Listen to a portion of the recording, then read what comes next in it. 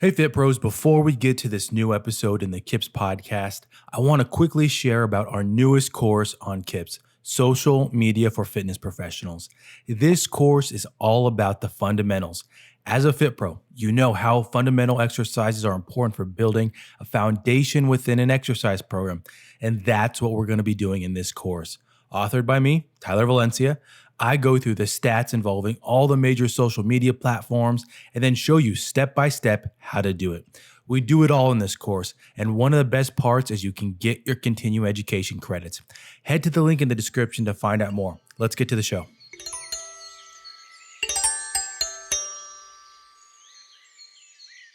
How's it going, health and fitness professionals? Welcome to the best of December 2022 in the KIPS podcast.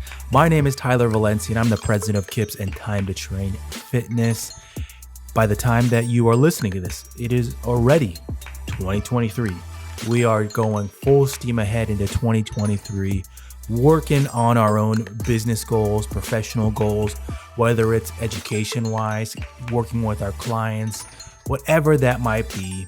That's what we're doing this year, making sure that we keep that momentum going strong and match our clients who are probably in that same boat.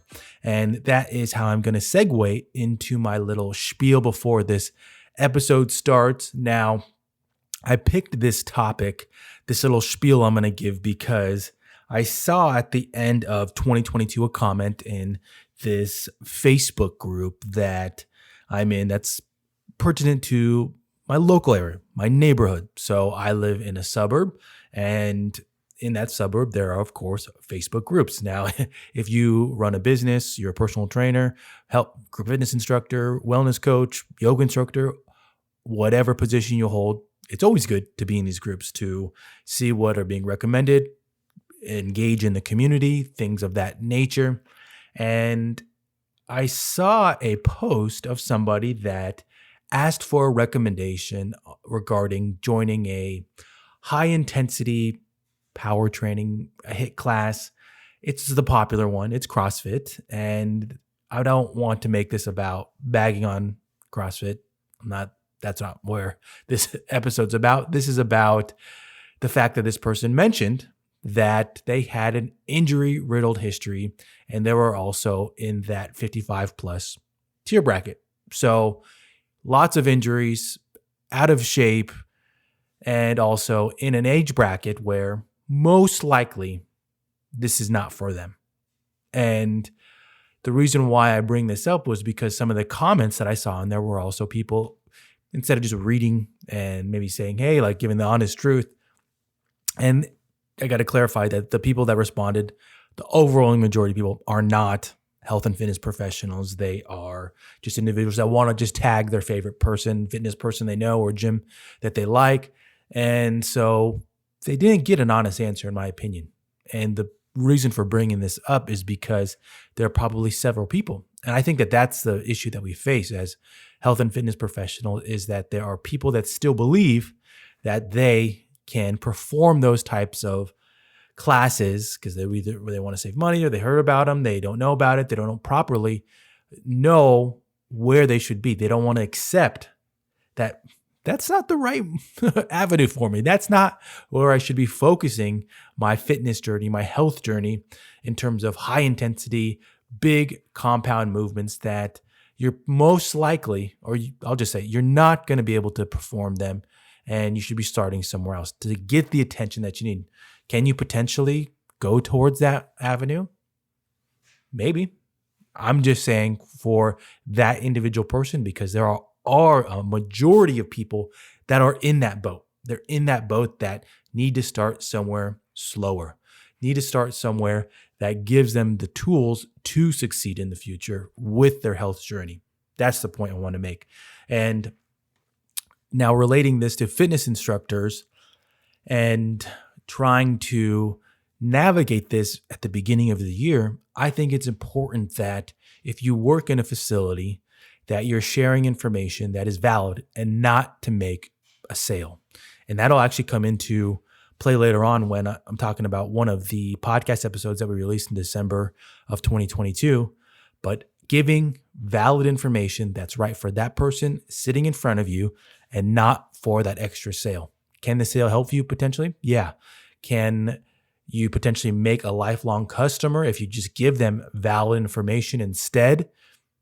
More times than not, that is probably going to be the best avenue for you. So looking at yourself as a health and fitness professional and being able to do that, I think that shows your professionalism and your outlook on the industry. So that is one of the points I want to make there. The second one is, I've kind of already mentioned about this, is how it's hard to convince someone what is right for their body in terms of exercise. That you do have the education, you do have the credentials, you do have the experience, but oftentimes people don't want to listen until it's too late. And I've worked with many of those clients. I've worked with a lot of high-end, busy professionals, executives, that they came to me once they realized, oh, I can't do the fitness program that I did in my 20s, that I got from my high school lifting coach that was just a bunch of bench presses and back squats and barbell work. And now they are 55 plus and still trying to do those things despite the surgeries, knee replacements, and the lack of mobility in their joints. They still want to do those. And so oftentimes we see these clients after that they realize, but how can we work with them to see like, hey, maybe I should be listening to you because you do know, you do have the education. I think that starts with relationships, building those relationships, honesty, and having that conversation with them to say, hey, like, even I don't do some of these things, or even I know that I need to work on some of these areas to get to there. So creating that conversation, I think, is one area to work with. And that is kind of hopefully a look into maybe some insight that you can build into your business, your conversations, your ability to create these relationships with potential or existing clients that you're working with. Let's now get to the admin work, as always, with the best of a roundup episode in the KIPS podcast. I give the top cities, and for this one being January's edition in terms of looking back at the past month, we will also look back at that of 2022 in the top 5 countries. So top 10 cities of December. Here we go. Brussels, international for a few of these. Brussels, Bristol, Atlanta, Ashburn, San Juan Capistrano, Colorado Springs, Bucksport, Frankfurt, Williamsburg, and Columbus. Always coming in strong for us, Columbus. Now, as I mentioned, top 5 countries of 2022. Number 5, and I'm going to admit this right here, I'm very surprised with these. I thought a few of these that were left off would have been higher, but number 5, Germany. 4, Cyprus. 3, Canada. 2, Australia. And coming in the top, of course, US of A. Thank you all for listening, being a part of the audience for the KIPS podcast. And I always appreciate the reviews, the 5-star reviews on your favorite platform. That helps get this podcast out there. And when I go log on and see where we are in terms of listens per month, past 7 days, always a great thing knowing that people are ingesting this type of content, hopefully using it for their business. As I always mention, if you have a topic or a guest that you want to see on the KIPS podcast, let us know. Send us an email with the subject line podcast to info@kipsonline.org. Now, in December, there were 2 podcast episodes that we're going to talk about now. And I'm going to start with the podcast episode that was a solo one. It was the benefits of YouTube for Fit Pros.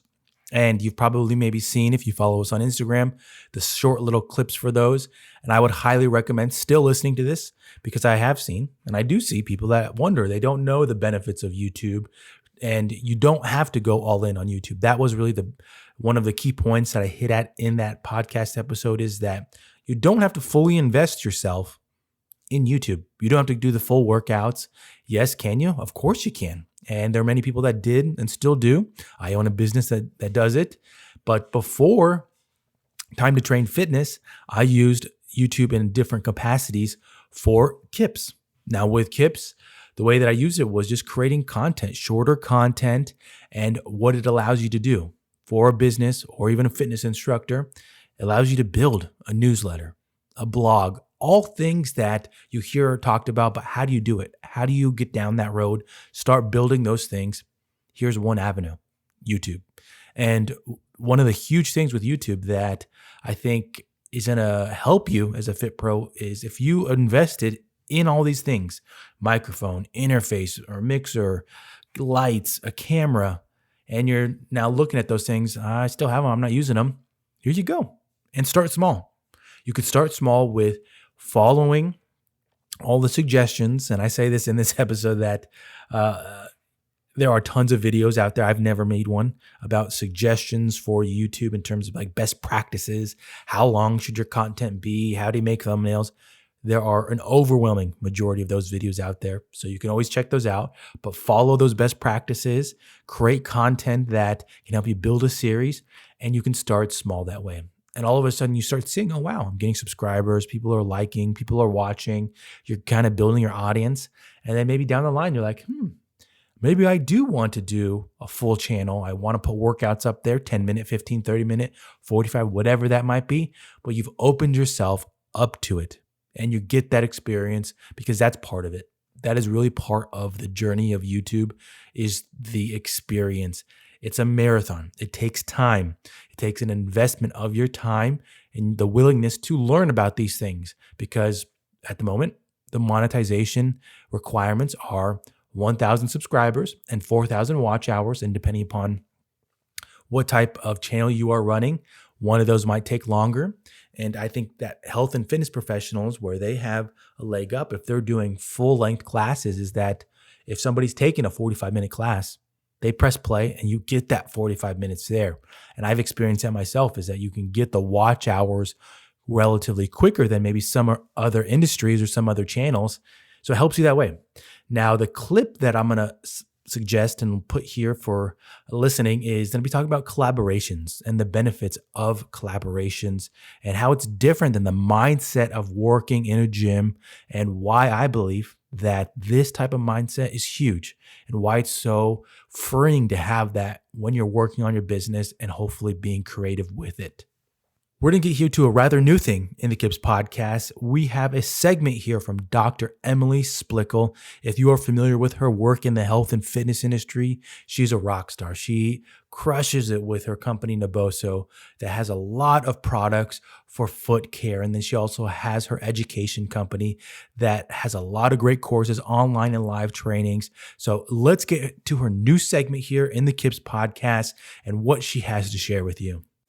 Hi, it's Dr. Emily, functional podiatrist. Now, as we kick off the new year, I always look at this as the perfect opportunity to incorporate and kick off a healthy foot routine. Now, when I teach my patients or other professionals about implementing healthy foot routines, there's a couple things that I want you to remember. Now, the first is that whatever we do, we want it to be very simple so that we can consistently incorporate this into our day.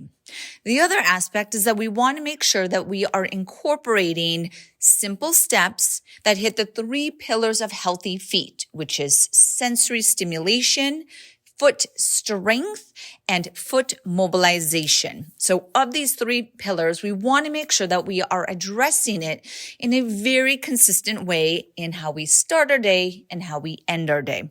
So to give you a few tips on how you can do that, first one is going to be sensory stimulation. So when you wake up and you're getting ready in the morning, you're brushing your teeth, maybe putting on your makeup, I want you to be barefoot. Or maybe you are standing on a pebbled mat, or maybe you're standing and releasing your feet on the Naboso Neural Ball, but you're doing something to stimulate and wake up the nerves in the bottom of the feet. They play a very important role on how we stand and how we walk, and we control our movement. So just like other aspects of our nervous system, we want to make sure that the nerves of our feet are awake. The second step is going to be strength. Now, when I talk about strength in the feet, this isn't about doing a bunch of toe crunches, but it's much more about waking up the small muscles, the intrinsic muscles of our feet, and how they control our posture. Now, a very simple way in which you could do this is by doing either short foot exercise, which I love, or by doing an exercise called the forward lean. Now, for a forward lean, you would stand with your feet shoulder width apart. You would want to find your foot tripod. Make sure that you have even body weight distribution under your feet. You're going to stand nice and tall. Imagine that you're stiff as a board. And then you're going to gently rock your body forward. So you're just going to pitch the body forward, leaning. And what's going to happen is that you are going to feel a reflex engagement in your foot muscles. Now, this is a postural response so that you don't fall over. But by doing a forward lean and just tipping that body forward, you'll feel your foot engage, and then you go back into a vertical upright position and relax your feet. Lean that body forward again slightly. You're going to feel your foot engage and then bring it back into the vertical position. So I like to sway forward and back to the vertical position about 5 to 8 times as a way to wake up the strength of my foot stabilizers. Your third and final way would be doing a mobilization technique. I like to use the neuro ball, but you would be doing a 5-point foot release. Again, this is done when you first wake up, you're getting ready. And what this is going to do is not just stimulate the muscles of the feet, but it's also stimulating the nerves as well as the circulation. A very important part of how we build strength, stabilization, and of course recovery is making sure that we have sufficient circulation all the way down to our feet. So in this neural ball foot release, you will use 5 points, stand on each neural ball for 30 seconds in each point. After 30 seconds, you will go to another point on your foot. So you're hitting 5 different points on each foot, 30 seconds per point, and then you will be doing that for 1 round. So this combination of sensorily stimulating the feet, releasing the feet with the neural ball, finding your even body weight distribution and doing a forward lean, doing this consistently every morning and every evening is a great way to build that lifestyle of healthy feet. Now, as you start to incorporate this into your day, I hope that you notice that benefit. And if you want to expand a little bit further into other healthy foot lifestyle features, you can consider adding in minimal footwear, doing a couple times a week, 30 minutes of foot-focused training. This is something that I teach a lot. This could be building in foot-to-core integration, dynamic balance stabilization. You could switch your shoes to be more minimal and more natural foot supportive. And then you, of course, can incorporate any of the Naboso products to bring in even more of that powerful sensory stimulation. I hope you guys have an awesome new year and have a very strong, healthy foot lifestyle.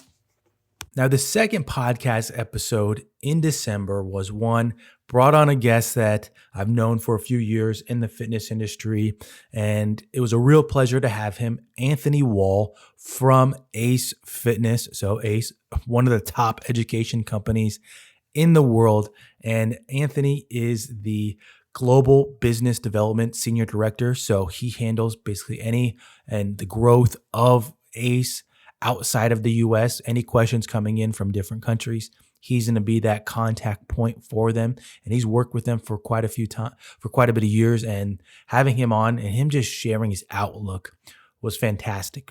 And what I'm going to talk about in terms of what we discussed in this episode is small group training. And I'm going to share the clip with him in just a bit here, but connecting this back to the opening sequence and talking about relationships, being honest, being genuine. Anthony mentioned something to me because I was talking about it in the episode about how when I ran a boot camp, I'd often talk about food and how that helped break down barriers with clients. When clients know that whether you're doing a group class, small group training, or even personal training, when they know that you're human, you're an individual, that you're not just there to just take them through this program, take them in, spit them out, get the next one up, that you create that relationship with them. You break down barriers with them. And exercise for many can be tough. For the majority can be tough. And so creating that relationship connection and being genuine, all those things help with that process of creating a career out of this, of creating a career out of health and fitness. And I think that's where some of us struggle as health and fitness professionals, because exercise is natural for us. We enjoy it. We look for new things to do, to ways to challenge ourselves. And with others that it's new to them, they don't know what exercise is, how to create things, and how to even use certain machines, dumbbells, a variety of things. It can be daunting to them. And so showing that you are human, that you're genuine, that you're real, those things can help create those conversations that you can get to those deeper things. Why has health and fitness and exercise not worked in the past for you? What are some of those things that are stopping you? And how can we help and talk about it to hopefully create this lifestyle, this active lifestyle that helps you? So I'm going to get into a clip here from that podcast episode. I would highly recommend going back and listening to this one. One of my favorite ones here that we've done with KIPS and the KIPS podcast, and especially a great way to round out 2022. I would say that small group training, group-based training, is one of the single most powerful experiences we can give to our clients to help them in their journey, whatever that journey might be. And Tyler, it might simply be, I work alone and I just want to socialize with some people, socialize in a fun environment. So that could be their goal. And it could also be the person that's saying, I have a specific metric. I want to do this. I want to accomplish that. I want to lose that. They could have that metric and get the value from it. Yeah. The way in which we're going to approach that might be a little bit different in the session. However, the most important thing I want people to understand from small group training is this is an incredibly powerful way to create and foster a positive experience within the group and within your community. And for me, that's one of the number one things that I like about small group training. Now, the customer is going to like it for many different reasons, and we understand that. However, if we can think about that in everything we do, then to your point, you're going to be successful because you're going to come across with having that integrity. You may be the expert, you may not be the most expert in everything you teach, but that doesn't matter if you're having a fun time. Because while we on the education side, where you have to have all the education, that's most people aren't coming to you because you are necessarily the most educated. But if you're the most fun, then that's going to be a big ticket there. And I want people to kind of understand, we want to find the right balance. Yeah. You and I were talking about Dr. Kravitz before this session, and he is such an amazing educator and presenter because he can take a very complicated topic and distill it down into a really enjoyable, easy way to learn. And if we can take the ability to create a habit or understand a movement or do something different or hard and distill it into a fun environment, then people are going to want more of that. That has been it for this kickoff to 2023 and the best of December 2022 in the KIPS podcast. A lot of great information we're building over here at KIPS, creating new content, free content, online courses, all that kind of great stuff to help you continue to build within the industry. I hope to see you in the next one.